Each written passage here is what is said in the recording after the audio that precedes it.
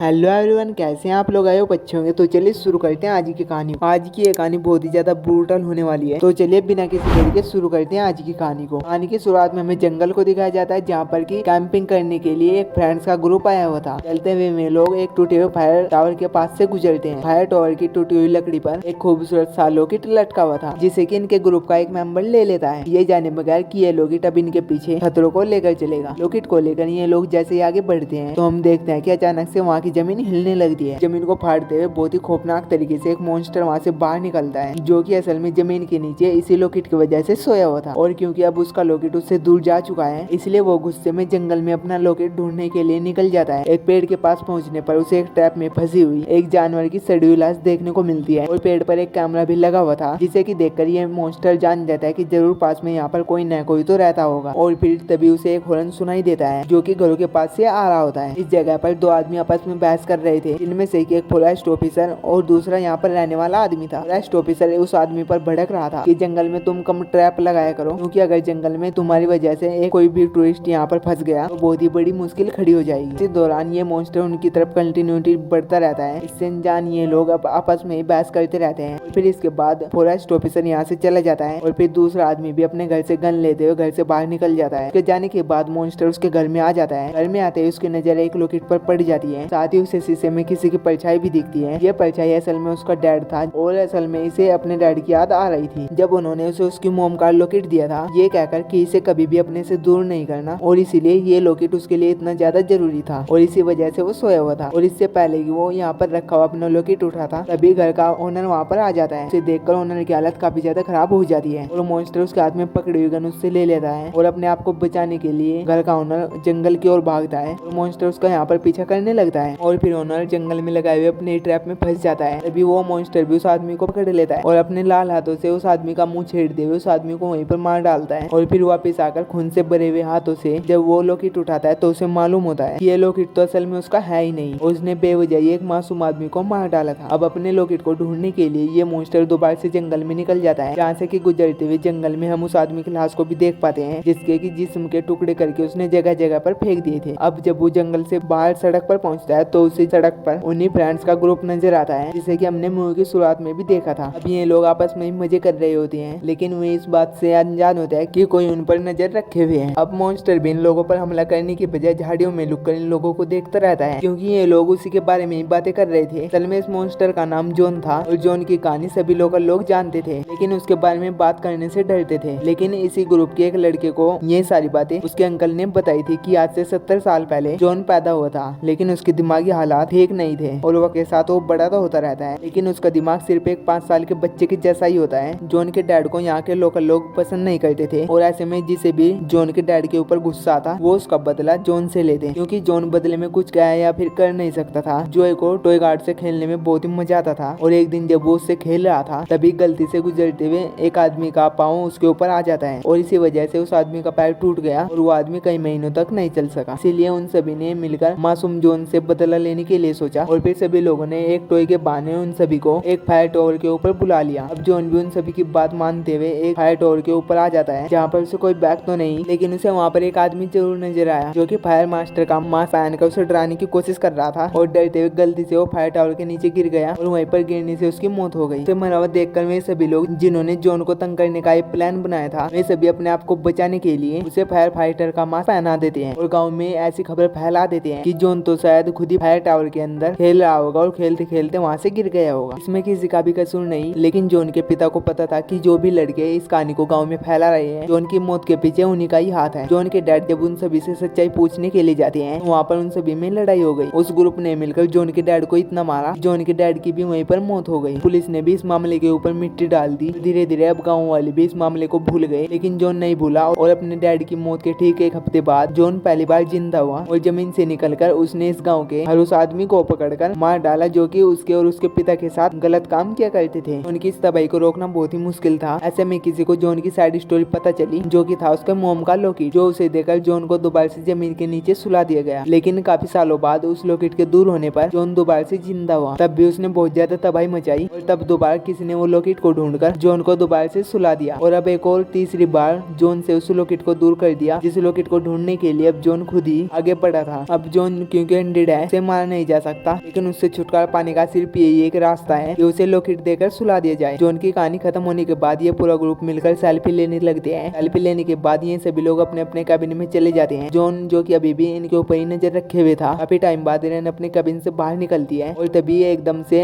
John उसके ऊपर हमला कर देता है। लकड़ी उसके मुंह में फंसाकर जोर से खींचता है, जिससे कि इरन का ऊपर वाला सर उसकी बॉडी से ही अलग हो जाता है। अब एक हाथ में इरन का सर और दूसरे हाथ में इरन की बॉडी फंसाते हुए जॉन वहाँ से रेंजर स्टेशन तक पहुँच जाता है। रेंजर स्टेशन पर आकर वो बॉडी को नीचे गिरा देता है और उसके सर को पटक कर केबिन को तोड़कर वहाँ से कुछ चीजें उठाता है, जिन चीजों में फाइटर, फायर मास्क, यूनिफॉर्म और एक कुल्हाड़ी थी, जिसे कि पहनकर वो वहाँ से दोबारा से जंगल में निकल जाता है। अब सुबह हो जाती है। जंगल में आकर वो देखता है कि एरन के ग्रुप की 2 लड़कियां नदी के पास थी, जिनमें से एक नदी में नहाने के लिए जंप कर देती है, जिसमें से कि एक लड़की यहाँ से योगा करने के लिए चली जाती है। जॉन भी यहाँ पर पानी के अंदर जंप कर देता है और पानी में नहाने वाली लड़की को पानी के अंदर खींचकर मार डालता है। इसके बाद वो नदी के दूसरे किनारे से निकलकर दूसरी लड़की के पास पहुँचता है, जो कि इस टाइम योगा कर रही थी। जॉन के हाथ में एक हुक था, जिस हुक को वो इस लड़की की कमर में फंसाकर रीढ़ की हड्डी को बाहर खींच लेता है, लेकिन अभी भी जॉन को तसल्ली नहीं हुई थी और फिर इसके बाद वो इस लड़की का होलिया बिगाड़ देता है, यानी कि उसकी बॉडी एक राउंड बॉल की तरह बन चुकी थी, जिससे कि वो पहाड़ से नीचे फेंक कर आगे बढ़ जाता है। और फिर दूर जाकर वो देखता है कि 2 लड़के आपस में लड़ रहे थे, क्योंकि उनके ग्रुप के काफी ज्यादा साथी गायब हो चुके थे। उन्हें बिल्कुल भी समझ नहीं आ रहा था कि आखिरकार यहाँ पर हो क्या रहा है। इन्हीं में से एक लड़का रेंजर स्टेशन पर जाकर सारी बातों की कंप्लेन करने का आइडिया देता है, लेकिन दूसरे लड़के को यह आइडिया बिल्कुल भी अच्छा नहीं लगता और उनकी इसी लड़ाई के दौरान उनके हाथ में मौजूद गाड़ी की चाबी उनसे दूर जंगल की झाड़ियों में गिर जाती है, एक जॉन के पाँव के आगे, जिसमें की एक टॉय कार थी, जो जॉन को बहुत ही ज्यादा पसंद थी। वो उससे खेलने लगता है। उनमें से एक लड़का कहता है कि ये सारा काम जॉन का तो नहीं है। ना नाम सुनकर जॉन के सर पर दोबारा से खून सवार हो जाता है और वो इन लड़कों के सामने आ जाता है। जॉन दूर से ही अपनी कुल्हाड़ी इन दोनों की तरफ मारता है और फिर कुल्हाड़ी इनमें से एक लड़के के पैर पर लग जाती है। जल्दी से दूसरा लड़का अपने साथी को बचाने के लिए कुल्हाड़ी उसकी टांग से निकालता है, लेकिन जॉन अब उनके बहुत ही ज्यादा करीब आ चुका था और अब वो लड़का अपनी गन से जॉन के ऊपर हमला कर देता है, जिससे कि जॉन फिलहाल के लिए तो नीचे गिर जाता है, लेकिन मरता नहीं, क्योंकि वो अनडेड है। उसमें आते ही जॉन अपने पास पड़ी कुल्हाड़ी को दोबारा से उठाता है, इन दोनों लड़कों की तरफ फेंकता है और फिर इनमें से एक लड़की की वहीं पर मौत हो जाती है और दूसरे लड़के के ऊपर एक बहुत ही बड़े पत्थर से हमला कर देता है, जिससे कि उसका फेस पूरी तरीके से क्रैश हो जाता है और वो लड़का वहीं पर मर जाता है। इन दोनों को मारने के बाद जॉन अब इन दोनों की पॉकेट को चेक करता है, लेकिन इन दोनों के पास भी उसका लॉकेट नहीं था। अब जॉन बैठा हुआ यही सोच रहा था कि आखिरकार वो अपने लॉकेट को कहाँ पर ढूंढे। तभी वो देखता है कि दूर से इनके ग्रुप के 2 साथी आ रहे हैं, जिसमें से कि एक लड़के के गले में वही लॉकेट है। इससे पहले वो अपनी कुल्हाड़ी से उस लड़के के ऊपर हमला करता, पीछे उसका साथी जॉन को देख लेता है। वो जल्दी से उस लड़के को वहाँ से दूर हटाता है और तेजी से ये दोनों अपनी बाइक को स्टार्ट करते हैं और यहाँ जंगल से बाहर की तरफ निकल जाते हैं। जॉन भी पहले की तरह धीरे धीरे इनके पीछे करते हुए इनके पीछे ही आ रहा था। अब ये दोनों रेंजर स्टेशन पर पहुंचते हैं और वहाँ पर जाकर जॉन के बारे में कंप्लेन करते हैं और रेंजर जो कि इसी इलाके के थे, ये जॉन की कहानी पहले से ही मालूम थी। इस रेंजर को उस लड़के के गले में जॉन की मोम का लॉकेट नजर आ जाता है और ये देखकर वो उस लड़के के ऊपर गुस्सा हो जाता है कि तुम्हें क्या जरूरत थी वहाँ से वो लॉकेट उठाने की, तुमने वो लॉकेट उठा लिया है, इसका मतलब कि जॉन अब जिंदा हो गया। इससे पहले भी मैंने ये लॉकेट जॉन को देकर सुलाया था, इससे पहले मेरे डैड ने, और अब लगता है कि अब दोबारा से मुझे ये काम करना पड़ेगा। यहाँ पर ये लड़के आइडिया देते हैं कि हम जॉन को उसका ये लॉकेट वापस कर देंगे, जिस पर रेंजर टोन करते हुए कहता है कि वो तुम्हारा दोस्त है जो वो लॉकेट लेकर तुम्हें छोड़ देगा। जॉन भी इस रेंजर स्टेशन तक पहुंच चुका था। जैसे रेंजर की नजर जॉन के ऊपर पड़ती है तो वो जॉन को शूट करके फिलहाल के लिए उसे वहीं पर गिरा देता है, जिसके बाद इनका प्लान था कि मैं उसे काबू करके वापस उसे उसके ग्रिप तक ले जाएंगे, लेकिन इनका ये प्लान एक प्लान ही रह जाता है, क्योंकि अगले ही सेकंड जॉन होश में आकर इन लोगों पर हमला कर देता है। रेंजर की जेब से गन को निकालते वो रेंजर के ऊपर यहीं पर हमला कर देता है। अपनी जान बचाने के लिए यहाँ पर वो मौजूद लड़का और वो लड़की यहाँ से भाग जाते हैं, लेकिन इस टाइम इनके पीछे जॉन नहीं भागता। इससे पहले रेंजर से अपना हिसाब किताब पूरा करना था। वो अपने हुक को रेंजर के स्पाइन में डालता है और उससे वो उसकी स्पाइन बाहर निकाल देता है और फिर उसे यहाँ से उठाकर लेकर जाता है। रूम में एक मशीन के जरिए पहले वो रेंजर का हाथ कट करता है, जिससे कि उसने पहले जॉन को सुलाया था, और इसके बाद उसका सर। जॉन यहाँ पर रेंजर को पूरी तरीके से मार डालता है। रेंजर को मार डालने के बाद असल में वो अपने दुश्मन का पीछा करना शुरू कर देता है। वो जैसे जंगल में पहुंचता है तो हमें पता चलता है कि इन दोनों ने जॉन को फंसाने के लिए वही प्लान पहले से ही बनाया हुआ था। अब जॉन को अपनी तरफ अट्रैक्ट करते हुए वो लड़का उनके सामने आ जाता है, लेकिन इनके कुछ भी करने से पहले जॉन उसके ऊपर अपनी कुल्हाड़ी से हमला कर देता है। ऐसे में वो लड़का नीचे गिर जाता है और जॉन को मौका मिल जाता है उसे पूरी तरीके से मारने का। जॉन अपने हर विक्टिम को ऐसे ही आराम से मारा करता है। वो बार बार इस लड़के के ऊपर अपनी कुल्हाड़ी चलाता है, मानो कि वो उसके हजारों टुकड़े कर देगा। इस बात को देखकर वो लड़की पूरी तरीके से डर जाती है और उसके याद में वो जॉन का लॉकेट था, जिसे कि वो एक कैंप पर रखकर यहाँ से भाग जाती है। वो बहुत ही तेजी से यहाँ से भाग रही थी। जल्द से जल्द वो लड़की यहाँ से निकलना चाह रही थी और अब ये जगह उसके लिए एक भूल भुलैया बन गई थी। वो जितनी भी बार भागती थी तो बार बार उसके सामने जॉनी आता था, जो कि कुल्हाड़ी से उसके दोस्त को मारता जा रहा रहा था। बहुत ही सोचने के बाद ये लड़की अपने माइंड के ऊपर कंट्रोल करती है और एक नया रास्ता ढूंढते हुए वो वहाँ से निकल जाती है। फाइनली वो ऐसे ही एक रास्ते तक पहुंच जाती है। इस लड़की की किस्मत अच्छी थी कि जल्दी यहाँ से एक लड़की गुजरती है और वो इस लड़की को लिफ्ट दे देती है। इस लड़की को घबराया हुआ देखकर वो लड़की से पूछती है कि क्या हुआ, जिस पर कि वो जवाब देती है कि कुछ नहीं, बस मैंने एक बहुत ही खौफनाक जानवर देख लिया है। तभी ड्राइवर लड़की से कहती है कि मैं समझ सकती हूँ कि जंगल में लोग ऐसे ही डर जाते हैं और एक बार मेरे भी भाई ने यहाँ पर एक बहुत ही खौफनाक